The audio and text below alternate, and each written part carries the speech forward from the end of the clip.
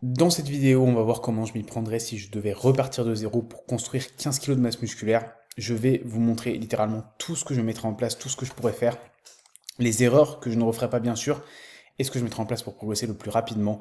Vous allez voir des choses que certains coachs vous factureraient ou ne voudraient tout simplement pas vous montrer gratuitement. Le but, ça va être de vous donner un maximum de valeur ajoutée. Voilà, si vous regardez cette vidéo jusqu'au bout, vous aurez les clés en main pour gagner le plus de temps possible sur votre progression, surtout si vous êtes dans vos 2 premières années. Et ce sera un maximum de valeur ajoutée.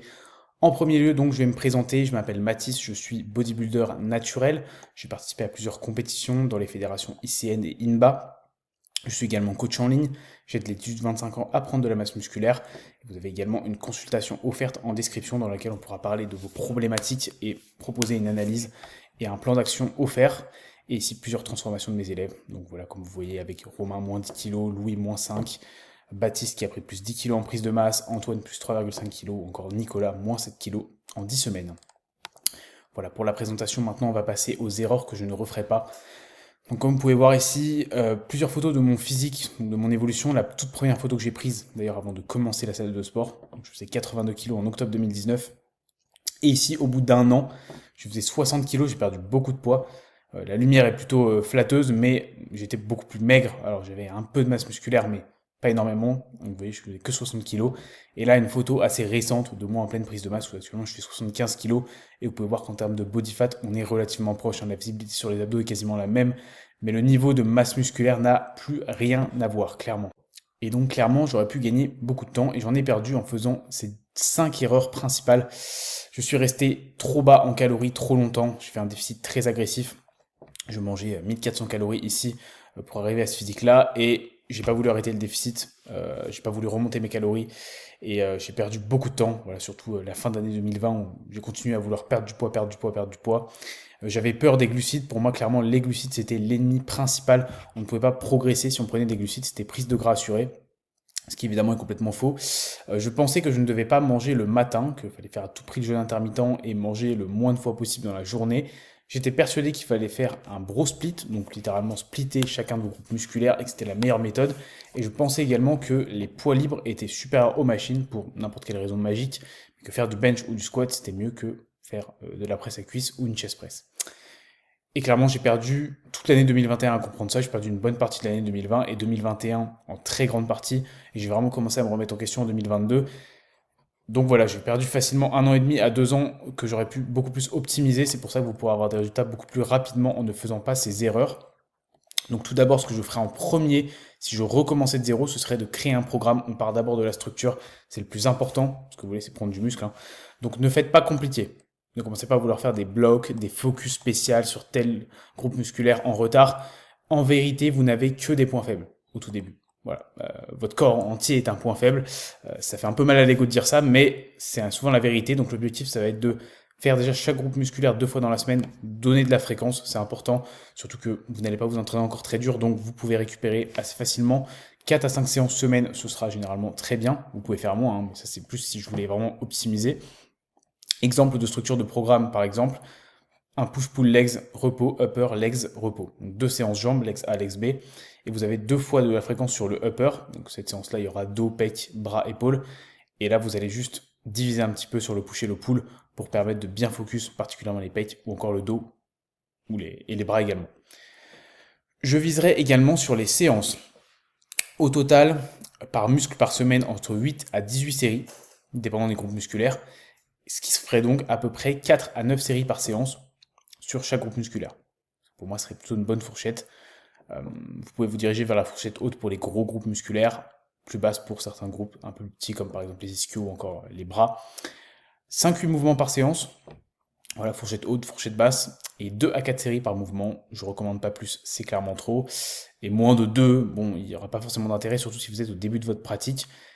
Très important, je garderai le même programme 1 an minimum. Vous avez votre programme, vous n'y touchez plus, vous gardez vos exercices. Peut-être qu'il peut y avoir des changements d'exercice, notamment s'il y a, je sais pas, une nouvelle machine dans votre salle, que vous vous blessez, que vous êtes plus à l'aise sur un exo, mais ça doit être très occasionnel. Et le programme lui-même doit vraiment rester le même, un maximum. Ensuite, très important, si vous voulez continuer de progresser, il faut apprendre la technique et l'intensité. Vous avez votre programme, moi c'est ce que je ferai, j'aurai mon programme, objectif, standardiser les séries. Donc apprendre à avoir une bonne amplitude, donc amplitude, tempo, savoir comment contrôler ses mouvements, comment se placer, donc noter les réglages quelque part, et me filmer régulièrement pour voir que mes réglages ne bougent pas, mais également que mon tempo est bon, donc ma phase excentrique soit toujours la même, la concentrique c'est explosif, donc elle va ralentir, mais la phase excentrique soit toujours la même, retenir au moins 2 à 3 secondes à peu près, et toujours avoir les mêmes réglages, donc très important de suivre ça. Une fois que vous avez votre technique et votre tempo, votre standardisation, c'est là que les choses sérieuses vont commencer. Vous allez devoir apprendre à mettre de l'intensité. C'est le facteur principal pour prendre du muscle. Se rapprocher de l'échec musculaire, donc moi ce que je vous conseille, c'est d'avoir l'intention d'aller à l'échec.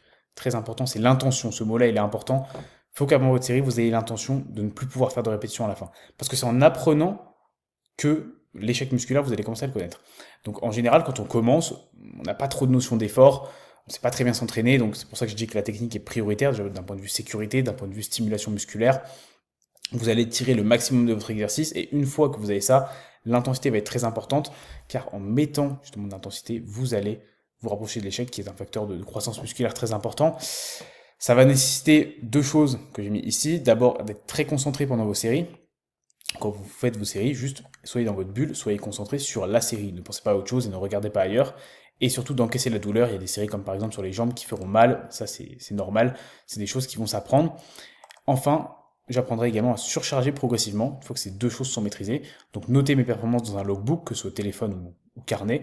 Et enfin, essayez de les battre chaque semaine. Le tout sans déroger aux deux paramètres précédents. C'est important de ne pas négliger la standardisation, donc la technique, et l'intensité avant de vouloir surcharger. Sinon, ça ne sert à rien. Et d'ailleurs, c'est quelque chose que je mets toujours en avant dans mes coachings. D'ailleurs, si vous êtes intéressé, vous avez une consultation offerte en bio dans laquelle on pourra discuter de vos problématiques et que je vous présenterai mon coaching et ce que je pourrais appliquer pour vous aider et faire en sorte que vous atteigniez vos objectifs, que ce soit de prise de muscle ou de perte de gras, bien sûr. Enfin, comment manger, évidemment, très important. Là, on va pas rentrer dans les détails, j'ai fait une vidéo spécialement dédiée pour ça, mais les paramètres à prendre en compte, et ce que je vous conseille de faire en premier lieu, acheter une balance de cuisine, ça c'est vrai que je l'avais fait, et je pense que c'est très important, peser ces aliments crus, comme ça, moi, vous avez déjà une idée de quantité de ce que vous avez dans l'assiette, ça peut paraître chiant, mais honnêtement, c'est quelque chose qui est pas difficile, ça prend pas beaucoup de temps, et ça vous permet de quantifier et de savoir à quel moment changer. Ensuite, vous allez tout rentrer dans une application comme MyFitnessPal, je vous conseille de le faire au moins une fois pour avoir une idée de la journée que vous avez. À côté de ça, vous pesez tous les jours et faire la moyenne. Et donc, une fois que vous avez votre moyenne de poids, vous allez pouvoir ajuster. Voilà. Donc, en fait, si votre poids bouge, vous n'avez pas à changer. Si il stagne ou il descend, là, vous pouvez monter vos glucides. Assez important. On va dire c'est les règles de base. Après, évidemment, il y a plein de choses à ajouter par rapport à ça. Mais c'est pour avoir une vision d'ensemble. Juste traquer votre poids, traquer vos calories et ajuster en fonction. Enfin, juste ça pour la partie un peu plus qualité, tournez-vous évidemment vers des aliments bruts au maximum. Donc une bonne variété de fruits et légumes et des sources de protéines de qualité comme de la viande, des laitages, du poisson, des œufs, des choses qui vont vous apporter énormément de nutriments de qualité pour progresser. Et donc dernière chose, comment récupérer et suivre vos progrès. Donc le sommeil, dernier pilier de la progression. Ça, vous n'avez pas besoin d'attendre d'être expérimenté pour le faire. Un sommeil de qualité, c'est extrêmement important pour soutenir les paramètres précédents. Donc si vous entraînez dur, que vous mangez en surplus calorique, vous devez bien dormir pour récupérer, permettre à votre corps de reconstruire ses cellules musculaires, mais aussi avoir de l'énergie pour les séances qui viennent. 7 à 8 heures par nuit minimum, c'est quelque chose de très correct. Si c'est votre moyenne, honnêtement, c'est très bien. Je vous conseille de ne pas arriver en dessous. Et deux astuces qui peuvent vous aider si vous galérez à dormir. Donc, je ne vais pas vous conseiller de prendre 50 000 compléments alimentaires. Commencez déjà par vous coucher à la même heure. Très important, avoir une routine fixe. Et également d'arrêter de prendre de la caféine après 15 heures. Pour information, la demi-vie de la caféine, c'est 5 heures et une vie entière, c'est 7 heures. C'est-à-dire que si vous prenez de la caféine à 15 heures, honnêtement, entre 20 et 22 heures, vous allez être embêté et souvent c'est l'heure à laquelle on se couche. Et selon les personnes, la tolérance n'est pas la même, donc je vous conseille d'éviter. Enfin, pour suivre ses progrès, deux choses simples, se peser, je l'ai dit avant, mais ça fait pas de mal un petit rappel, et prendre des photos de votre physique une fois dans la semaine. Honnêtement, pas la peine de se prendre la tête, vous pouvez prendre des photos chez vous, dans votre salle de bain, à jeun avec la même lumière, et comme ça, de semaine en semaine, vous aurez de la data, vous aurez de quoi visualiser vos progrès et pas juste le poids sur la balance. Parfois, vous allez vous dire, oh, mon poids monte sur la balance, trop cool, mais vous avez pris beaucoup de gras. Donc, faites en sorte de toujours avoir ces deux paramètres en tête, se peser, se regarder dans la balance, enfin, dans le miroir, pardon, et vous allez voir si votre physique bouge, et ça, c'est vraiment plein de petites choses que vous pouvez implémenter et gagner énormément de temps. Ça peut paraître un peu fatigant de traquer des choses, de se peser, le noter quelque part, d'avoir un logbook, de traquer ses calories. Si j'avais mis tout ça en place dès le début, j'aurais gagné un temps phénoménal. Honnêtement, j'aurais eu le même physique avec peut-être 2 ans de pratique en moins. Et je suis très honnête. Donc, si vous voulez avoir le meilleur physique le plus rapidement possible et ne pas vous entraîner pour rien, faites ça. Honnêtement, ça ne prend pas de temps et vous allez voir les résultats directement. Franchement, il y a rien à dire. Et si vous êtes aujourd'hui bloqué dans votre progression et dans votre prise de muscle, je peux clairement vous aider avec mon accompagnement, avec mon coaching. C'est ce que j'ai fait ici avec plusieurs de mes élèves qui, pour beaucoup, s'investissaient mais avaient vraiment l'impression de stagner. Et on a mis en place un plan d'action personnalisé avec un training adapté à leurs besoins, à leurs préférences, également à leur emploi du temps, à leur mode de vie. Le coaching, c'est pas imposer les choses, c'est faire un plan d'action adapté. Et vous avez vu des résultats rapides en plus pour chacun. Là, c'est que des résultats sur les transformations de 2-3 mois, pour vous dire. Donc imaginez au bout de 6 mois à quel point votre physique pourrait progresser. Dans cette consultation offerte, il n'y a aucun engagement. Ça permet de faire une analyse des problématiques, proposer un plan d'action.